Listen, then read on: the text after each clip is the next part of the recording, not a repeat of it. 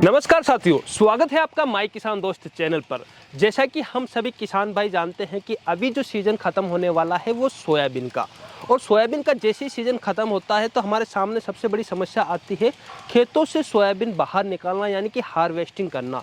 और जब बारिश का मौसम होता है तो लेबर के भाव भी काफ़ी ज़्यादा बढ़ जाते हैं। तो इन्हीं समस्याओं को देखते हुए अभी कुछ सालों में कुछ नए आविष्कार किसान भाइयों के सामने आए हैं, जैसे कि रीपर। आप देख रहे हैं कि इस तरीके के रीपर हमारे किसान भाइयों के लिए आने लग गए हैं, लेकिन वो रीपर भी इतने सक्सेसफुल नहीं हो पाते क्योंकि इतनी सारी उसमें सेटिंग वगैरह होती है कि आसानी से वो सेट नहीं हो पाते। तो दोस्तों, आज मैं आपको एक ऐसा रीपर बताने जा रहा हूं जो कि इस सदी का सबसे लेटेस्ट रीपर है और बिना पीटीओ के चलता है। तो दोस्तों, यहाँ मैं आया हूँ वसुंधरा फार्म पर। तो सर हमारे साथ हैं, उनसे मैं आपका परिचय करवाता हूँ और पूरी ही जानकारी सर से लेता हूँ। आपका बहुत बहुत स्वागत है हमारी फैक्ट्री में, वसुंधरा कृषि यंत्र भोपाल में। जी सर बेसिकली हमारी कंपनी 1987 से काम कर रही है एग्रीकल्चर इक्विपमेंट में, और हम लोग लगभग 120 तरीके के कई सारे एग्रीकल्चर इक्विपमेंट बनाते हैं। पर्टिकुलर अगर रीपर की बात की जाए तो हम लोग लगभग 65 टाइप के रीपर बनाते हैं। मतलब 65 वेरिएंट हमारे पास रीपर के अलग अलग है ना। तो सभी तरीके के रीपर्स हैं, रीपर बाइंडर हैं, हाइड्रोलिक मोटर वाले हैं, पावर टिलर के लिए हैं, पावर वीडर के लिए हैं, मिनी ट्रैक्टर्स के लिए हैं, काफ़ी सारे वेरिएंट हम लोग उसमें बनाते हैं। तो उसी बीच में ये जो एक मशीन है, ये वर्ल्ड की कहेंगे पहली एक हाइड्रोलिक मोटर ऑपरेटेड मशीन है। इस तरीके की मशीन कोई भी पहले किसी ने नहीं बनाई है।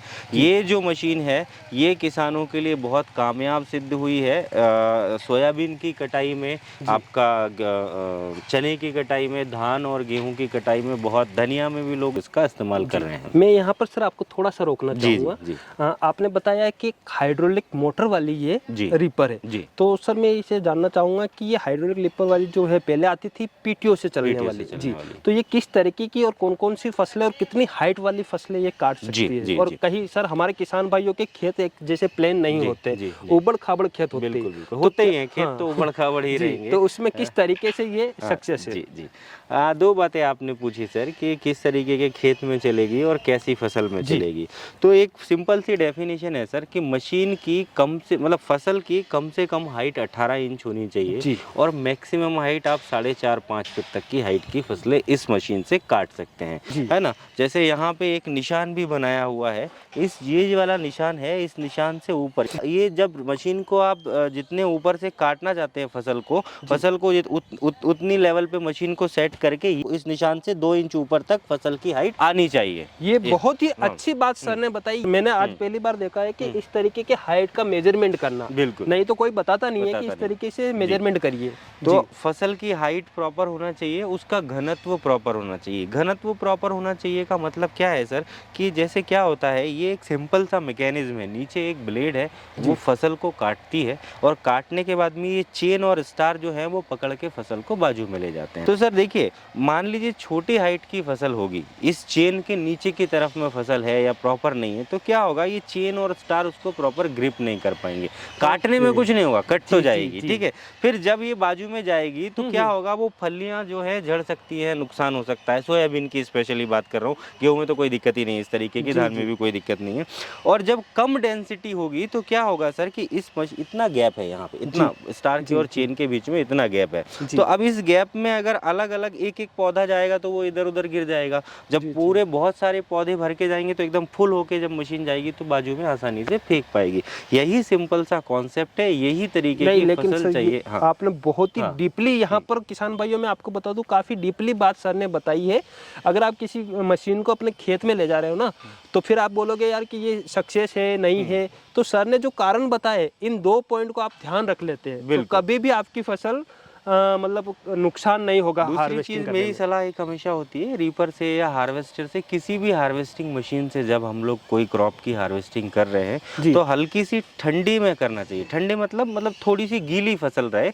बिल्कुल सूख जाएगी तो फसल झड़ सकती है, थोड़े बहुत वाइब्रेशन तो होते ही है मशीन से। तो इस नुकसान से बचने के लिए किसी भी रीपर से, किसी भी हार्वेस्टिंग मशीन से हमेशा इस बात का ध्यान रखें कि थोड़ी सी फसल गीली काटे। जी, काफी उपयोगी बात सर आपने हमारे किसान भाइयों को बताई। सर अब बात कर रहे थे आप हाइड्रोलिक मोटर की। जी। ये क्या कॉन्सेप्ट है? हाँ, देखिए क्या हो रहा था सर, हम लोग पहले से भी पट्टे वाले भी रीपर बहुत सारे बनाते हैं, जी। है ना, काफ़ी समय से बनाते हैं हम लोग। पर उनमें जब हम गेहूँ, धान और सोयाबीन की फसलों की जब बात कर रहे थे, जब देख रहे थे, तो क्या होता है, तो रीपर बहुत बल्की होता था वो, मतलब वो जी। लगभग 300 साढ़े 300 केजी या इस तरीके अलग-अलग वेरिएंट के हिसाब से अलग-अलग उसका वेट होता था। जी। फिर क्या होता है, जैसे आपने देखा होगा, किसान भाई समझ पाएँगे कि एक पीटीओ से पीछे से एक जी, पुल्ली होती थी, फिर एक बिल्कुल। नीचे से शाफ्ट आती थी, फिर एक आगे पीटीओ शाफ्ट जी। होती थी। जब हम उसको उठाते थे तो पीटीओ इस तरीके से हो जाती थी, गिराते तो इस तरीके से बिल्कुल पीटीओ। सर। तो जब ये जब पोजीशन मतलब पीटीओ लगाने के लिए कम से कम रीपर से 2.5 फीट 2 फीट की दूरी पे रीपर को लगाना पड़ता था। फिर 2 फीट रीपर चौड़ा होता था, मतलब ट्रैक्टर की धड़ी से लगभग 5 फीट आगे आ जाता था। रीपर आगे भी आ हाँ, है जाता है ना? और नीचे जो हाँ, सर ग्राउंड क्लियरेंस वो भी कम होता हाँ, है। हाँ। जी। तो जब वो आगे आ जाता तो देखिए सिंपल सा है, जब जितनी चीज़ ट्रैक्टर के आगे जाती जाएगी उसके टायरों पे वजन उतना ज़्यादा होता जाएगा, जी। ठीक है ना? तो जब आगे आ जाता था तो चलाने में बहुत दिक्कत होती थी, किसान को वहाँ से दिखता भी नहीं है ड्राइवर को वहाँ से, है ना? उसके अलावा जो शाफ्ट नीचे से आई है उसने ग्राउंड क्लियरेंस बहुत कर दिया कम। सोयाबीन ठीक है, गेहूँ ठीक है, धान के केस में बड़ी दिक्कत होती है क्योंकि छोटे-छोटे खेत होते हैं, ऊँची-ऊँची मैड़ा होती है हमारी तरफ में, जी। तो वहाँ पे ट्रैक्टर को निकालने में बहुत दिक्कत बरोबर। है ना? रीपर ऐसे-ऐसे चलता था। तो सबसे एक समस्या हम ये देख रहे थे कि यार इसका वज़न कैसे कम होना चाहिए। तो वज़न कम करते-करते सारी चीज़ें करते-करते हमने देखा कि यार हम इसको ट्रैक्टर के हाइड्रोलिक पंप से भी चला सकते हैं, इसमें पट्टों की जगह चेन भी लगा सकते हैं, पुलियों की जगह गियर लगा सकते हैं, गियर बॉक्स की जगह मोटर लगा सकते हैं, स्टार जो है वो और हल्के फाइबर के कर सकते हैं, प्लास्टिक की जगह जो कटर बार है वो फिंगरलेस कटर बार लगा सकते हैं। तो वो जो 300 किलो वज़न था वो लगभग 110-120 केजी पे आ गया। काफी इनोवेटिव ये हाँ। चीजें रही है सर। तो जी। अब क्या हुआ, जब मोटर से घूमा तो मोटर में क्या होता है कि ये फिटिंग जब हम इसको हम चाहते तो ये ट्रैक्टर के और पास भी लगा सकते थे, इसको जी, कोई जी। प्रॉब्लम नहीं थी। जी। पर क्या है, इतना काफ़ी पास हो गया और इसमें वजन भी बहुत कम है तो कोई दिक्कत नहीं। जी। तो जब मोटर से है तो ये ऐसे मतलब वो पीटीओ नहीं लगती तो ये ऐसे नहीं उठता, ये सीधा ऐसा ऊपर नीचे होता है। तो फिर क्या हम इसको पास लगा सकते हैं। उसमें दिक्कत क्या थी कि उसको वो पीटीओ लगी होने की वजह से एक पर्टिकुलर दूरी पे लगाना ही हाँ, पड़ेगा, उसको उससे 2-4 पास फीट। नहीं ले सकते। जी, जी। उससे पास नहीं ले सकते। तो ये चीज़ फिर हमने इस तरीके का किया, ये पूरा स्लाइडिंग मैकेनिज्म वाला पूरा इसका फिटिंग है। जी। ये जैक जब ताकत लगाता है तो मशीन ऊपर आती है और जब आप वहाँ से लीवर रिलीज करते हैं तो मशीन नीचे की तरफ में जाती है। उधर एक और डिस्ट्रीब्यूटर होता है, मतलब जो पूरा कंट्रोल उसका हमने डिस्ट्रीब्यूशन बनाया है। इसमें 2 लीवर हैं। एक लीवर ऐसा होता है जो एक तरफ जाके रुक जाता है। जनरली कंट्रोल वॉल में आपने देखा होगा इस तरीके के लीवर होते हैं, आता है ना? जाता है, तो जी। इसमें क्या होता है, ये वाला जो लीवर है, जो स्प्रिंग वाला लीवर है, वो रीपर को अप डाउन करने के लिए है और ये वाला जो लीवर है रीपर को बंद या चालू करने के लिए है। यहाँ पे सिंपल सिस्टम होता है सर, ये कि कंट्रोल वॉल्व है। हम क्या करते हैं कि ट्रैक्टर के ऑयल पंप से जो ऑयल आ रहा है वो यहाँ पर इसका जो पी पॉइंट है, एक पॉइंट है यहाँ पे पी लिखा हुआ होता है, उसमें हम लोग इसको पंप का पाइप लगा देते हैं और जो वापस वाला टी वाला है, जो जहाँ पर टैंक वाला है, उस तरफ लगा देते हैं। बाकी इसमें ये 2 पाइप दिए हुए हैं, ये 2 पाइप मोटर घुमाने के लिए होते हैं, जो मोटर की तरफ जाते हैं, जिसमें एक में ऑयल जाता है, एक में से वापस आता है। दूसरा पाइप जो है, सिंगल पाइप जो है, वो पंप के लिए है। तो ये पूरा कंट्रोल सिस्टम यहाँ पे लगा हुआ होता है, इससे किसान भाई उसको ऑपरेट करते हैं पूरा। उसके बाद इसकी फिटिंग की भी अगर बात करें ना सर, तो ये पूरी फिटिंग जो है ना वो हम कंप्लीट बना के देते हैं। ये पूरा ब्रैकेट जो है, अब यहाँ पे क्या करना है कि जैसे मान लीजिए ये जॉन डियर ट्रैक्टर है, तो यहाँ पे सामने इसमें होल है, तो ये एक फ्लैट लिया है, इस फ्लैट को कट किया है, कट करने के बाद यहाँ पे 2 होल किए हैं और इस फ्लैट को इसके ऊपर कस दिया।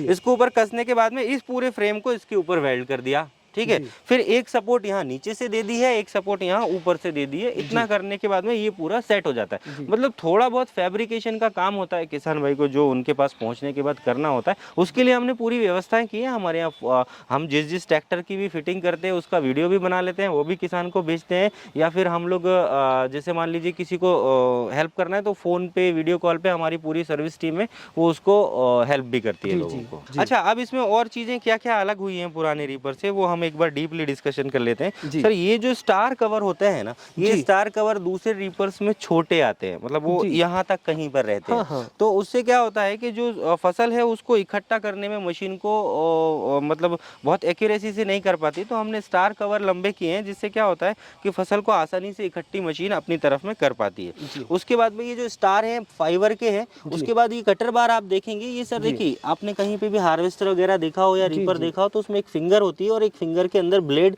मूव करती है, तब कटिंग होती है। तो ये दोनों ब्लेड के बीच में फसल यहाँ पे कटती है। उसके अलावा आप यहाँ पे देखेंगे हम ना इसके साथ में एक गियर भी देते हैं। ये जो मशीन है, जैसे मान लीजिए यहाँ पे एक गियर लगा हुआ है, अगर मशीन के आरपीएम कम ज़्यादा करने, मान लीजिए ज़्यादा तेज घूम रही है कम करने, तो आप बड़ा गियर लगा देंगे, है ना। अगर धीरे घूम रही है तेज करनी है तो आप छोटा गियर लगा देंगे। तो वो गियर, वो सिस्टम भी हमने इसमें दिया हुआ है, वो स्पीड को भी हम कम ज़्यादा तो पूरा ही हटा दिया सर आपने। पट्टे वाला पूरा सिस्टम यहाँ से रिमूव हो गया। उसके बाद में ये जो चेनें हैं ना सर, ये तो मोटरसाइकिल में जो चेन लगती है 8V की, वही चेन होती है। उसके अलावा नीचे वाली जो कन्वेयर चेन है वो भी आसानी से आपको हमारे पास उपलब्ध होती है।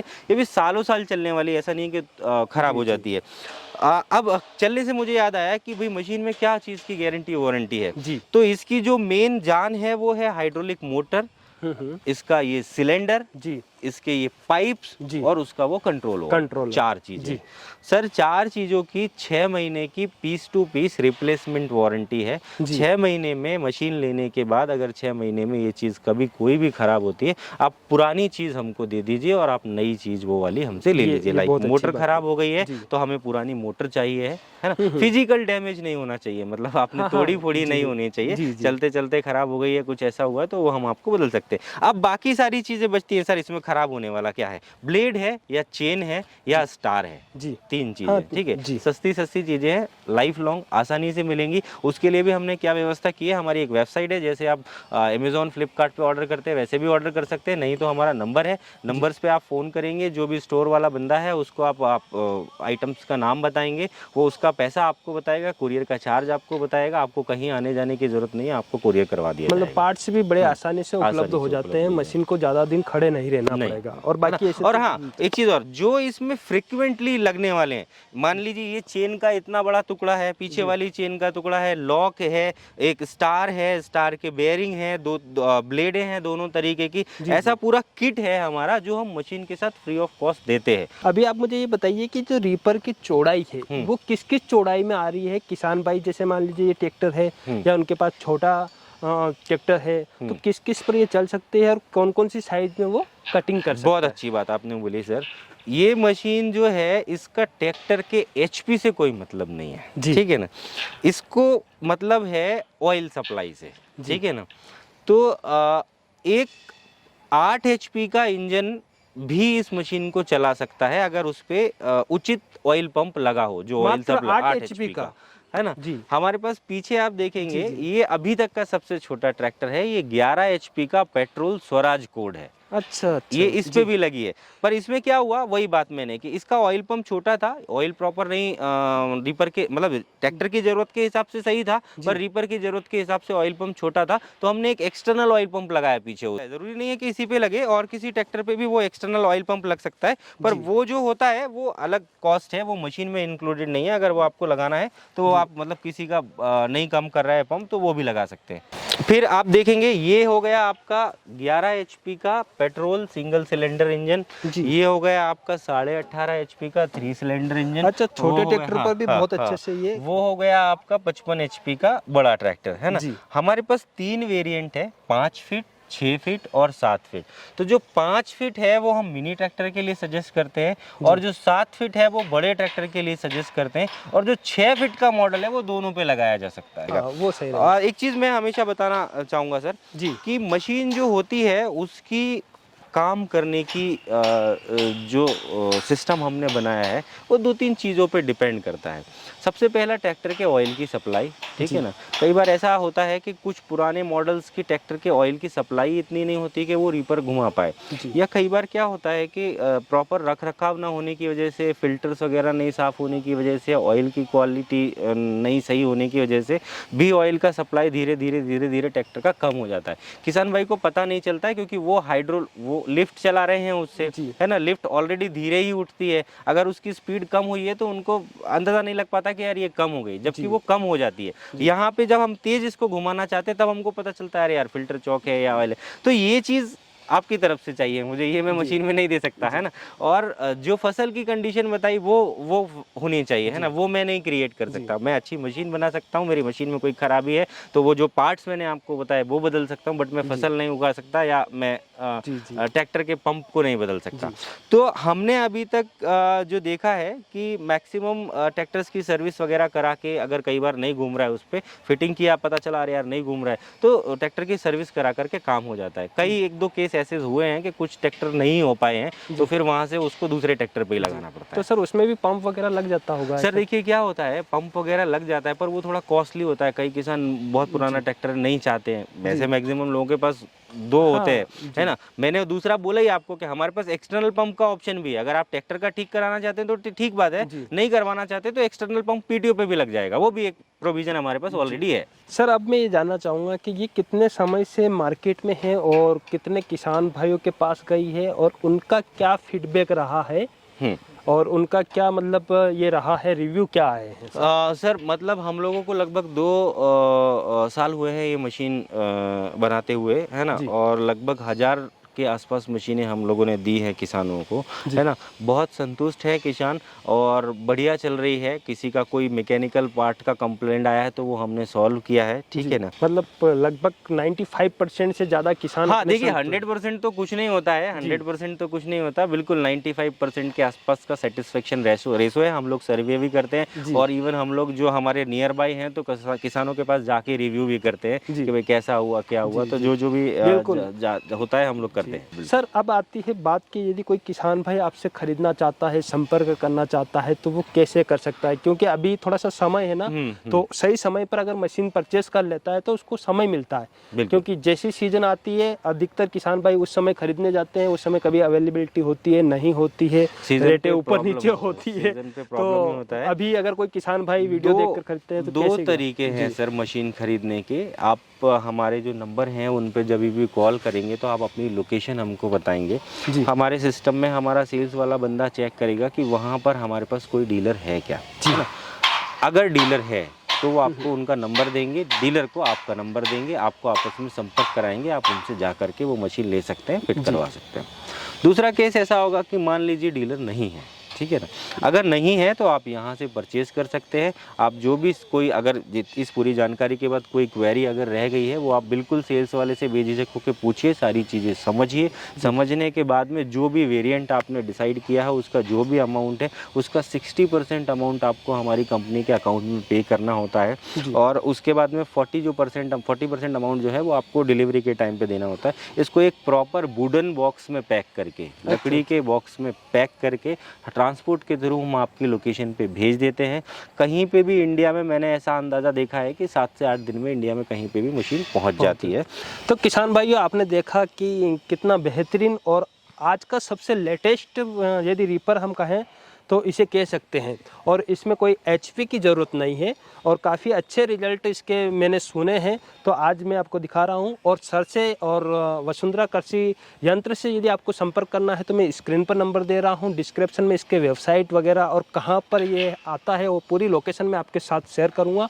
और यदि आपका इससे जुड़ा कोई सवाल है तो आप स्क्रीन पर दिए हुए नंबर से पूछ सकते हैं, साथ में कमेंट भी कर सकते हैं। उम्मीद करता हूं दोस्तों कि आज का ये वीडियो आपको पसंद आया होगा। अगर वीडियो पसंद आता है तो इस वीडियो को लाइक करिएगा और ज़रूरतमंद किसानों तक शेयर जरूर करिएगा। जल्दी मुलाकात करेंगे एक नई जानकारी के साथ एक नए वीडियो में। तब तक के लिए जय भारत, जय किसान।